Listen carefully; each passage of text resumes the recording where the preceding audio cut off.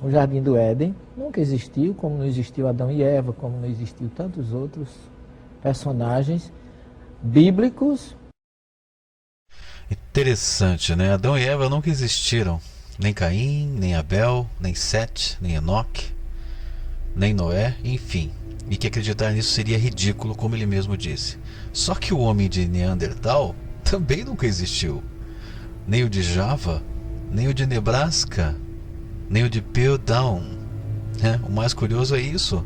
E muitos outros, né? Porque este vídeo é para mostrar justamente isso daí, né? As fraudes desses fósseis, crânios falsificados, fósseis de pólen, cara amigo, datados de centenas de milhões de anos, antes mesmo de uma única planta ter existido no planeta.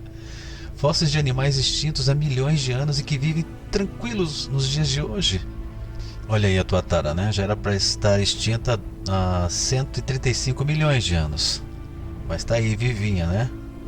Aí o Selacanthus, extinto há mais ou menos 280 milhões de anos atrás. Tá aí, ó, inteiro, firme e forte. Só que esses carniceiros, né, que aparecem aí no vídeo, eles negam a Bíblia, né, e acreditam que espíritos vêm falar então aos humanos sobre a evolução das espécies. Mas não é assim, caro amigo, porque Deus nos criou prontos, complexos e perfeitos.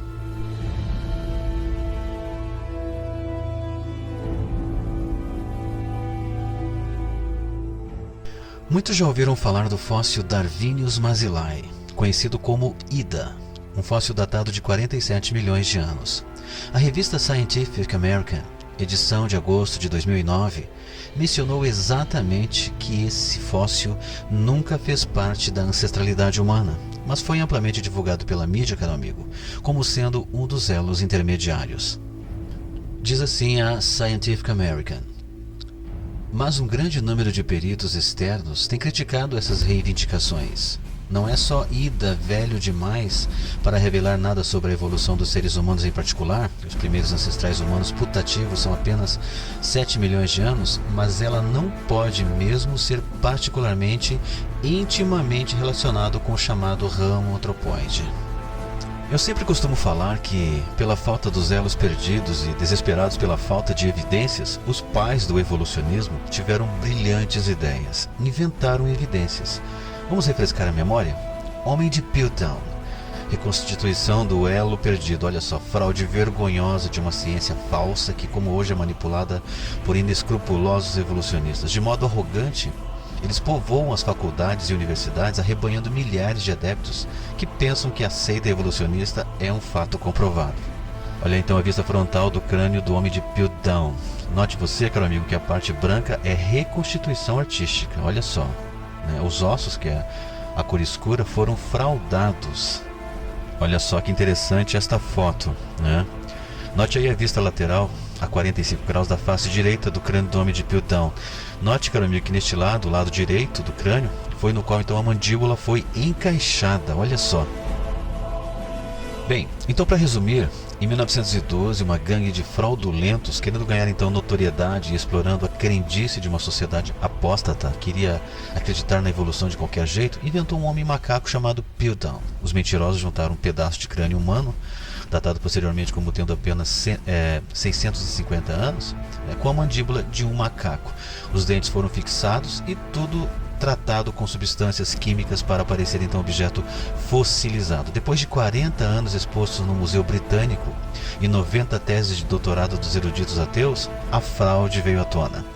Que vergonha, que escândalo e que palhaçada, né? É só dar tempo suficiente que todas as falsas evidências da evolução se desmancham como pó. Os cientistas não são sempre lúcidos e imparciais. A prova disso está na foto que você está vendo. Uma verdadeira gangue sem compromisso com a verdade, forjando a prova de um elo perdido, que é o homem de Piltdown, que foi aceito sem exame por uma sociedade apóstata, né, que queria, como hoje, aceitar uma filosofia contra a criação de Deus. Bem, da esquerda para a direita nesta foto nós temos lá na parte de trás Barlow, Elliott Smith, Dawson e Woodward. Desculpe o inglês, pessoal, se eu estiver lendo errado aí, vocês podem procurar no Google depois esse nome certinho. Na frente nós temos também da esquerda para a direita Underwood, Arthur Kate, Pycraft e Lancaster. Deve ser assim que se lê. Olha só, dentes fraudados e lixados. O antropólogo e jesuíta Teilhard Chardin, 1881 a 1955, místico, esotérico, oriental e evolucionista, era cúmplice da gangue e estava envolvido até o pescoço com esta fraude. Dentes de elefante e hipopótamo achados no local da descoberta de Piltdown, na Inglaterra, eram na verdade provenientes de Malta e da Tunísia, onde Chardin colecionava espécimes entre 1905 a 1908. Então, quer dizer, foi Chardin que achou, né, e se achou, entre aspas, o canino crucial. Porém, graças a Kenneth Oakley, depois de minucioso exame, descobriram que o crânio era de um homem moderno, né, enquanto a mandíbula era de um símio. Tudo preparado com bicarbonato de potássio, caro amigo, e sal de ferro para lhes dar assim um aspecto de objetos fossilizados. Sem falar que os dentes da mandíbula do macaco foram serrados para parecerem meio humanos. Quer dizer, dos fragmentos fraudados foi produzida essa escultura que você está vendo, o Homem de Sussex, deve ser assim que lê. Uma criatura que só existe, na verdade, na cabeça dos evolucionistas. É claro que essas fraudes não são passadas para as escolas, isso é óbvio, né? Para a mídia em geral. Para não acreditar em Moisés, né? E acreditar nessas porcarias. Uma outra curiosidade com respeito à suposta evolução do homem moderno. A revista Nature trouxe uma pequena reportagem sobre o Dr. Renier von Sitten. Ele próprio confessou, claro, de livre e espontânea pressão, que ele havia fabricado dados, né, plagiado o trabalho de colaboradores. Por exemplo, o crânio de Paderborn, que é um dos crânios mais famosos relacionados com a existência dos Neandertais no norte europeu, segundo ele, era um crânio de 27.400 anos.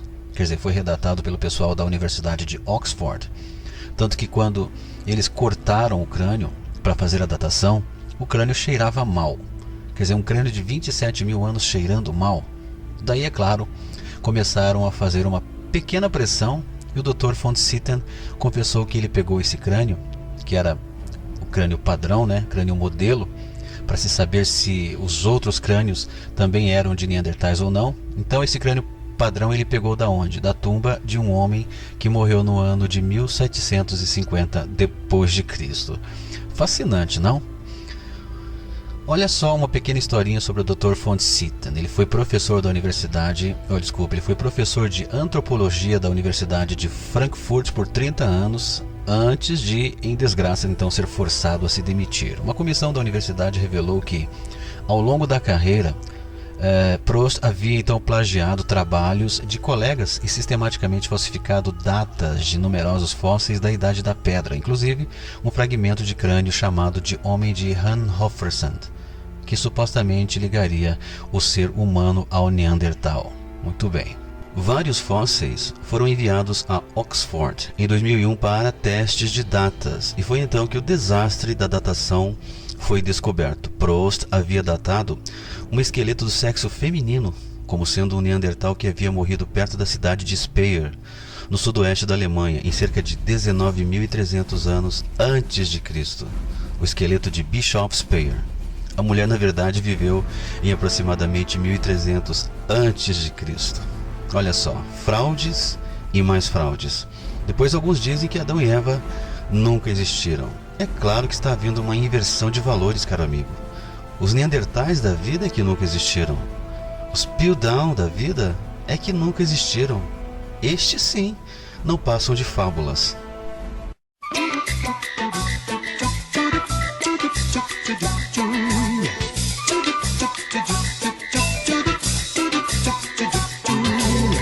Marmelada de banana, bananada de goiaba, goiabada de marmelo. Sítio do Pica-Pau Amarelo.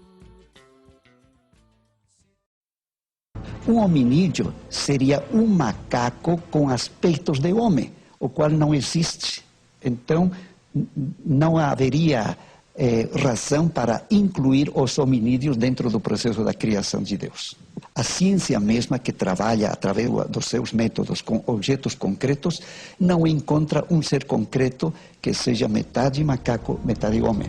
Aguilar diz que dois grandes cientistas afirmaram em 1956 que o homem de Neandertal não existe. O Jardim do Éden nunca existiu, como não existiu Adão e Eva, como não existiu Adão e Eva, como não existiu Adão e Eva.